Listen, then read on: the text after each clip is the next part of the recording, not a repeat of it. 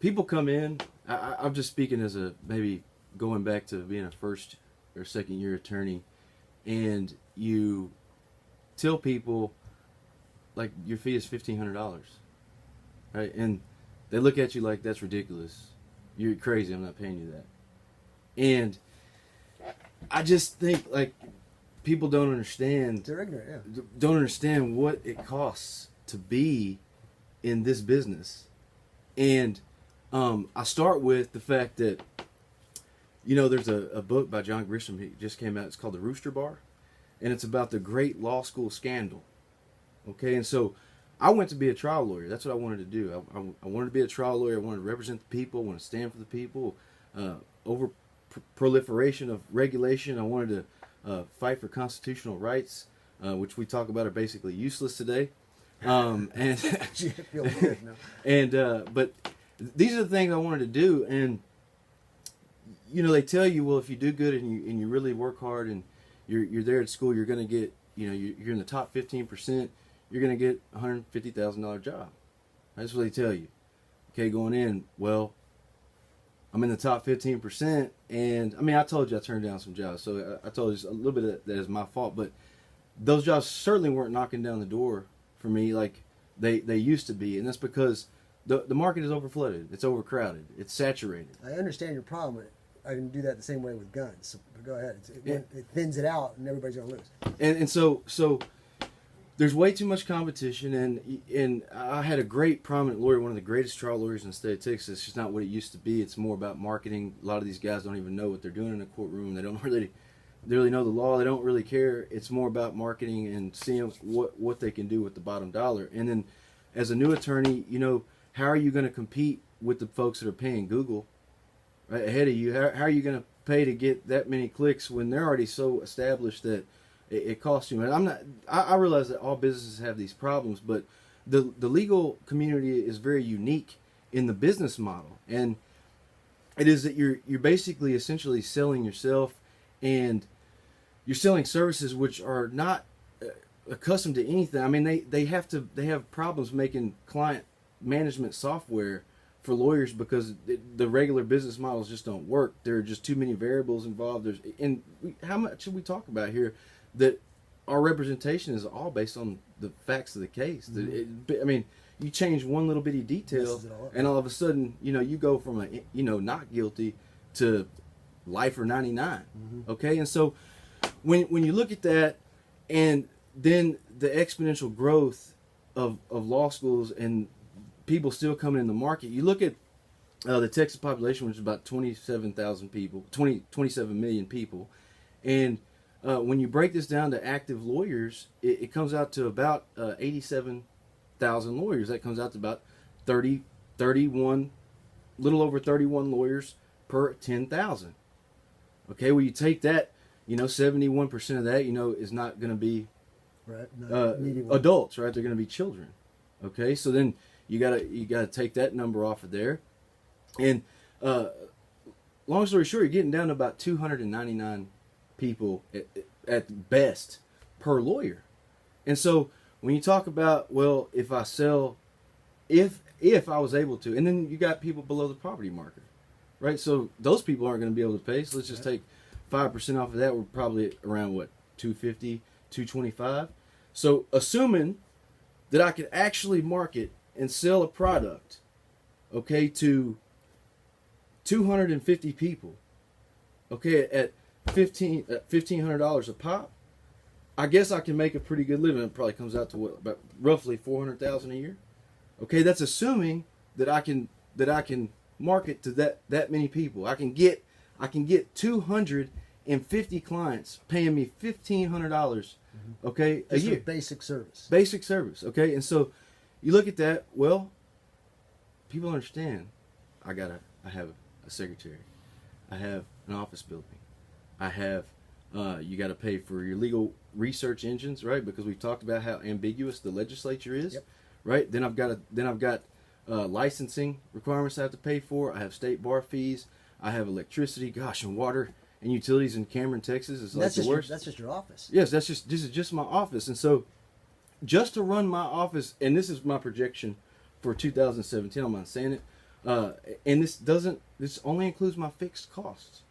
This only includes costs that I can see every month coming out, and I know from past 3 years I'm going to spend about this much, right? I know at least this much here. I know it's going to be at least this much. It comes out to about $124,000 a year, okay, just to run the office alone. And he said, "Well, you can work from home." Name a lawyer. Name a lawyer that you want to hire. Yeah, right. That you go to their apartment complex and you sit in their 1-bedroom efficiency with their couch and their potato chips. You know, I could see sitting on the table. I could see if you were like a famous attorney to that point. You say, "I don't need no freaking office." But you know, in reality, you got to be professional. You got to have your office because somebody's going to want to go. Just like you just said, who's going to want to go to somebody in an apartment complex when my life's on the line? You know. Exactly. So that's what I'm saying. Nobody. Right. And I sure wouldn't. You know. And then so being in a small town too, I'll get to that. I'm gonna stay with the numbers right now. So it's going to cost me roughly $124,000, right, to run my office. That's on fixed costs alone. And remember, that includes property taxes, business taxes, water, utility, my licensing fees, my marketing, my consultant fees that I have to pay to other people. Mm-hmm. It's going to be the legal research engine websites. Now I have a pretty good research engine, but you know what? It's only cost me about another $150 in a month, and the judges love me because I go in there and I know that my law is correct, right? Because I pay for this, and I appreciate, right, having credibility with the judges, and I think my clients would appreciate me having credibility with the judges too, because I only know one time that I told Judge Youngblood here in Cameron something completely wrong, okay, and I was just only trying to make a point at that. And I don't, you know, the judges know that I'm going to come with good law, with good arguments, with sound credibility. Okay, so to me that's worth it. And so for those things, it costs a little bit more than otherwise. But that's, like I said, it's going to be $124,000. Then you got living expenses. Let's use a modest number for all living expenses. And I don't even have a truck payment. Okay, I paid that off while I worked in law school. Okay, and so that's going to be what, let's say low number, $25,000 a year. Does that seem reasonable to you? That's low, yeah. Okay, so what, 150,000. Now, we got the law school loans, right? So the average law school loan that people graduate with, it ranges from $48,000 to $340,000. By the way, from people graduating. I want to be clear on something. You're not complaining. You're just explaining the facts of the situation. Well, I'm complaining about other people complaining. No, I know. I'm going to get that point. But you're not complaining. I love my job. That's just the necessity. Those are the things that are necessary to exist the way you are living your life as an attorney and all that kind of stuff. So as we start talking about the people who come to you, they got to realize this. But you're not complaining. You're breaking it down for those who are. Exactly. And look, I come from a family of attorneys. I get it. I dig what you're saying. I know it. So keep going. Okay, and so let's say the law school loan is $200,000. That's what I come out with. What is the interest rate at 8%, because they range from 6% to 12%. So let's just say 8%. Okay, 8% on that loan is $15,000 a year, probably something like that. I think it's a little over 15. I don't have a calculator. I should have brought one, but it's probably about $15,000 a year. Okay, so I'm gonna have to pay that off. So if I was able to market to like 250 people, assuming I was able to do that, right, I'm making a pretty good living. But in actuality, not all those people need services, and there are so many other attorneys, and right. and then you have people over age 65 that are already going to be established. You have people, and realistically, probably on a good year, I see 75 people a year. Okay, and so you add that up, and if it's $1,500 fee, I'm already in the red like $28,000. I'm in the red $28,000 with a $1,500 fee. You do you can add it up. You can take these numbers. You're going to end up about 20-something thousand in the red. So, and then I go and I have my truck, right, and my key fob is out. Okay, and so it's the only key fob I've got. They didn't give me a second one. They said they did, but they didn't give me a second one. Okay, so I call down there, and that's not the Starnes. It's not Starnes' fault in Rockdale. I understand. It's the manufacturer. Well, then they're gonna have to come tow my truck down there. They're gonna have to come tow my truck down there. Then I'm gonna have to pay for the file. It was gonna be like $1,500 for a key. For a key. Now I realize the utility of a vehicle. You use it every day, right? That's a necessity nowadays. Okay, but the fact is, I'm keeping you out of jail for a long time. Okay, I'm helping you get your life back. I'm fighting for you, right? What's gonna take the Miller Starnes Dodge, company maybe an hour or two is gonna take me. Oh, I would say, because I'm a fighter, and you know that I'm probably going to spend 20-something hours on your case. Mm-hmm. And that's the truth, man. I can tell in your spirit. You're and so, when you look at that, is the key? Am I not even worth as much as a key? It's like I said though. That word I said, ignorant, and it's not a bad word. It's a lack of knowledge. People, I don't think, realize what it takes for you to do your job. Now, there's a difference too. You'll have attorneys, like you said, who do it just for the marketing. They understand the business aspect of it and they want to make a buck. You are truly driven.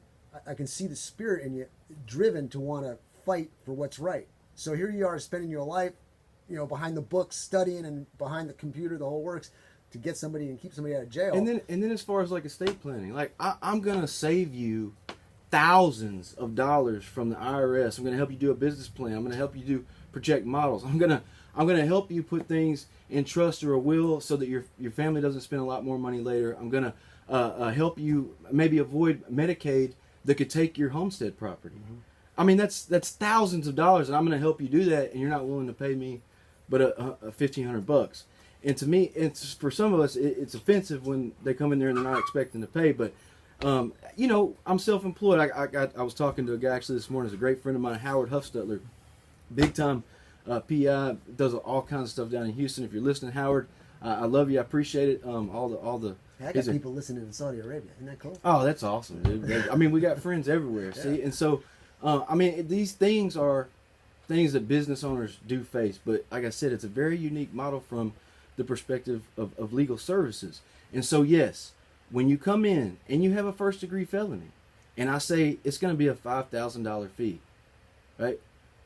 Don't look at me like I'm crazy, because if you go to some other attorney and they're going to take a first-degree felony case for $1,500, right? They're taking way too many cases to give your case the time of day. And we didn't even go into the number. I was going to go into the numbers, calculating hours. If I had 299 people, how many hours a year? I know. I'm saying, how do you do that? You couldn't. You there's no way to do it. To be honest with you, because I do check out business a lot, you are very unproductive with one person. I don't mean that disrespectful. What I'm saying, you can only do so much. Exactly. So what you just said about the $1,500, they're taking a lot of cases, but they're not applying their expertise truly the way they're supposed to each individual. Whereas you're limited on the number of people that you bring in because you're giving all that extra time. But you're not a very good productive individual because there's only one of you. And so if I spend all my time, people want to talk all the time. They want free advice. They want to keep talking. If I spend all my time talking to people on the phone, right, I'm never going to get anything else done. If I try to do my marketing, my website, my the phone book ads, take calls, take the messages, make sure that I'm keeping up with the account. If I'm doing all that, right, when else am I going to have time? That's right. To work on your case? And so it's essential that I have some kind of a, and people are, well. And here's another thing too, the time you put towards a client, I guarantee, correct me if I'm wrong, eats away at your personal life too. It's not it's not like a 8 to 5 job Monday through Friday. I bet you there's some nights, Saturday and Sunday nights, you're working in the wee hours of the morning, right? So, yeah. Well, we talked about being self-employed. I mean, probably sleep less than most people. The thing is with an assistant there, I'm able to actually work on your case and give everything that I've got. But we also talk about from a criminal law standpoint, and I would love Rick to be here because Rick would tell you like how many cases, because these are on contingency fee for him. I'd like to do that. Coordinate with him. We'll get him on here. And I do personal injury cases too. Mine are more personal, privacy, civil rights oriented. I do work on some kinds of personal injury cases. Rick brings me in sometimes to help with litigation. But the thing is with Rick is he'll tell you he pays a bunch of money up front on a lot of cases that don't pan out. Okay, and he advances. And Rick truly cares about people. Can I ask you And a he sidebar really tries to, question? yeah, go ahead. For my clarification, what's the difference between you and a firm? I know the firm has more attorneys, but are they all working on one case together at the same time, or is it just because? Not necessarily. It can be. I mean, technically, I have a firm. Watson Legal PC is a professional legal corporation, so I'm a firm, I guess, in what you would call it. But I would say that a firm is more than one lawyer. Oh, okay. Okay, so that was just sidebar. I'm just saying it's arguable. I mean, there are some, in Houston they would define a firm to be I one thought it'd thing, be like but all multiple heads are thinking about the same topic to come up with even a better solution or something. That's what I was wondering. But that's what I mean. But you also have firms that you have different think tanks. You may have two or three. Like you got the big Jaworski in Houston. I mean, they have people in every single sector. But yeah, that one sector you got all people Gotcha. focused on one Get back case. to what you're saying. So I mean, from a criminal law standpoint, so when Rick would say when you get the big case, you need to make sure you get paid because there may not be another one come in that can sustain you. Right. And he does good work. He helps these people, and sometimes he don't get paid for it. Okay. And I mean, I can test it. Obviously, I can't talk about the case, but I can say that I've worked with him when we didn't. No, he's extremely thorough. Okay. So from a criminal law standpoint, let's talk about this because this is another irritation, and it's government based. And how much time we got? Yeah, we're good. Okay. When you talk about bonds, right? Let's say somebody goes and gets arrested. Normally, the normal bond fee is going to be 10%. So the big cases that's going to make me money are the big ones, and I don't like taking possession of marijuana cases. I'm not going to spend my time.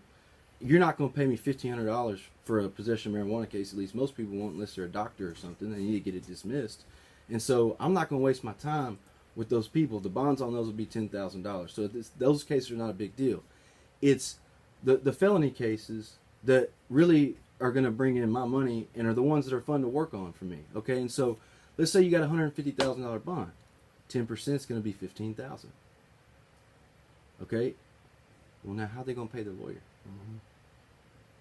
So you pay 10% on a $150,000 bond. You're going to have to dish out $15,000 to the bondsman. Yeah, no, but in my initial attitude is if the person is legitimately a crook or a criminal or whatever, and they're trying to get off it, that's your problem. If you got somebody who has been put in a position, well, I understand that, but I have to get paid, man. No, I'm not talking that. I'm saying it's their problem. They gotta cough up the money. And I'm just saying, if somebody who's in a position that needs your services and it's legitimately they're not guilty, they still got to pay it. But it's more of an emotional thing. Hey, everybody, let's chip in and help. But if somebody's going to gripe about your fee and they're the ones that are guilty and they just want to get off through a loophole in the system, well, screw them, man. They got to pay you.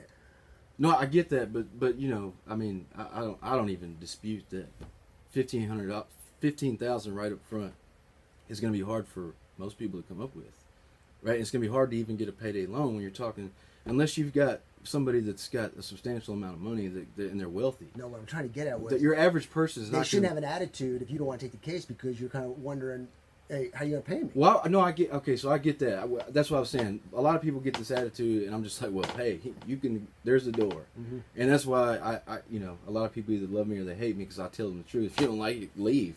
Okay, and but let's assume that's what they do in my gun shop. They say, man, I can get that gun $50 cheaper at this place. I think go buy it. Then go ahead. Yeah, exactly. What am I gonna do? Why are you wasting my time? That's right. Okay, and so let's say that they're not bitter about it. They want to pay me the $5,000-$10,000. Okay, and so they come in, they just don't have the money. It's just not there.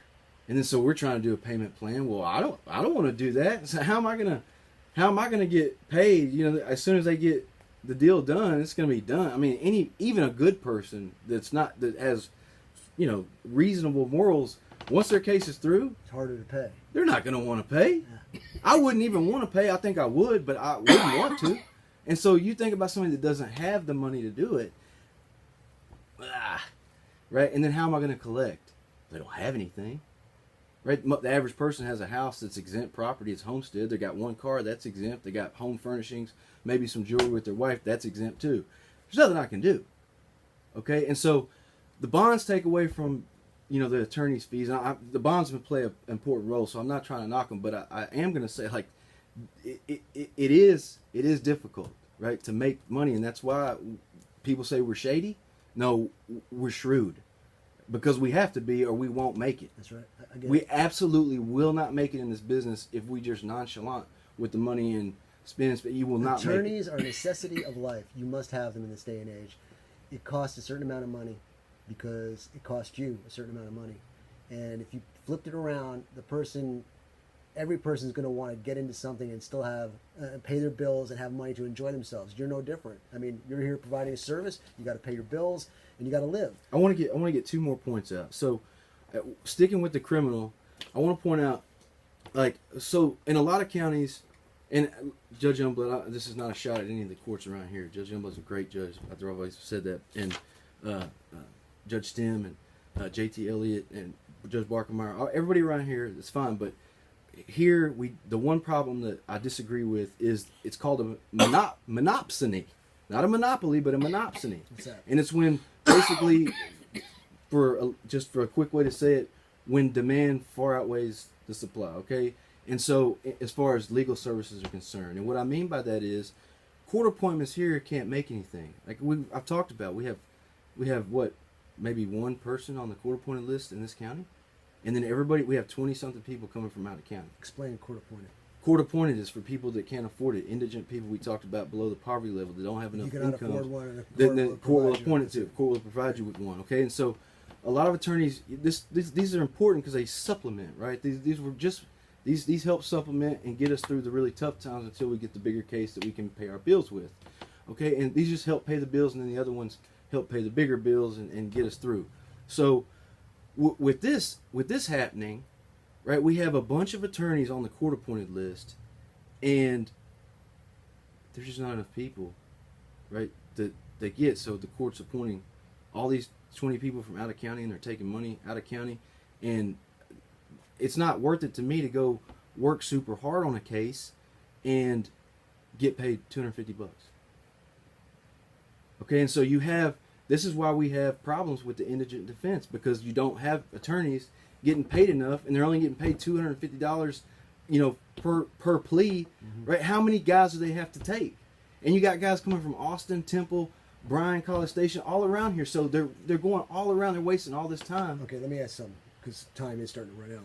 You broke down attorney's fees very nicely. Now you're talking about the court. Why don't you give everybody an idea of what some of those court costs are? I'm assuming part of it is to pay for these attorneys, court-appointed attorneys, but what would be some other court costs? Because a lot of people have this idea of court costs is just a way to rake in money. I don't know, it could be. There could be a profit for it, or it literally just pays, every penny of it pays to pay the service that's being applied to in the court. So break that down real quick. Well, so if court costs are going to be between like $250 and $500. It kind of depends on what you get charged with. Court costs really aren't that much. What you're going to see is in poor counties like Milam County, when Luminant and Alcoa go out of business and the county's trying to make their money back, and I'm not knocking the district attorney's office or anybody for doing this. It's sound policy to try to go after the money when that's really what this makes this county better, okay? And that's what helps us make it up. And there's a whole nother basis, and it'll take me forever. There's a whole nother theory. I think I've already said Bill Torrey in that regard is a genius, okay, as far as putting people on deferred adjudication, but we don't have time to go into it. But the fines are going to be between $1,500 and $3,500, okay? And then if you have restitution in a case, that could be as much damage as you cause a person. So their medical bills, for instance. And the state, unlike a regular civil case, is not limited. There can be a double recovery. In other words, let's say the insurance company pays the victim, okay? There's good case law and there's good interpretation that the state can still come after you for the full amount to recompensate the victim. Okay? And so the victim can actually get a double recovery. But doesn't that involve They don't usually do that. Costs and attorney fees? Doesn't that keep building up? If they get it, now you got to go through court again to get that money. Exactly. And then we're talking about too, like probation. Like if you get on probation, you got to make sure you pay those fees, or you're going to get your probation revoked. A lot of times, my biggest problem is not whether somebody can comply with the terms of reporting and staying clean, although it is a lot of times. What is an actual probation fee? What is that paying? You're going to pay $60 a month for probation. But what's it going to?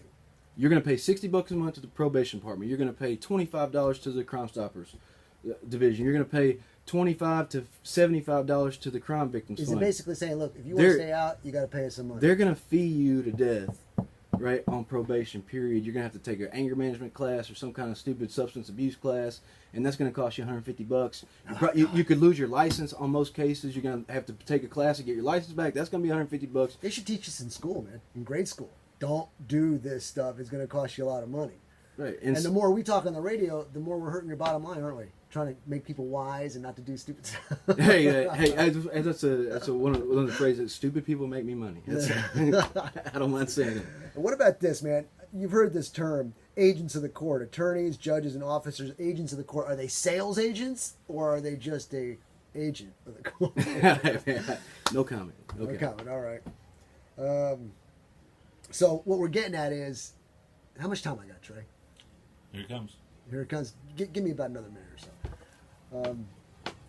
Wind this up for us, Ross. Tell because the initial reaction was that what we always try to do here in this segment is to make people aware so that they have a working knowledge, they're not ignorant of situations, and they can apply it to their everyday life to make their lives better. If you do something stupid, you better be ready to pay for it. And you better be ready to pay for it because you want an attorney that's going to work for you. I don't want to work for free. And if you're not paying me enough, I'm not going to want to work. That's the bottom line. And so don't come in there, especially if you did anything. You may not have done what you're accused of, but if you did something stupid, right, do not come in there and complain about you having to pay me. Right? That's going to make me want to represent you either, okay? The other thing is even if it's not a crime. Like, I love doing estate planning, business planning, so that's my favorite thing to do. Pay me because I'm going to work for you and I'm going to save you the money. I'm gonna make it pay off in the long run. You know, you might want to post this on your website, this link, when I get this YouTube up there. Say, look, before you take my services, watch this. And if you like what you hear after this, come on in my office. Okay.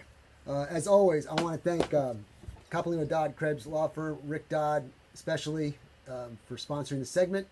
And Ross, tell everybody how they can get a hold of you. So yeah, my primary office location is here in Cameron, 105 East Main Street, big milk cow on the side, can't miss it. Or just ask anybody in town, everybody knows me.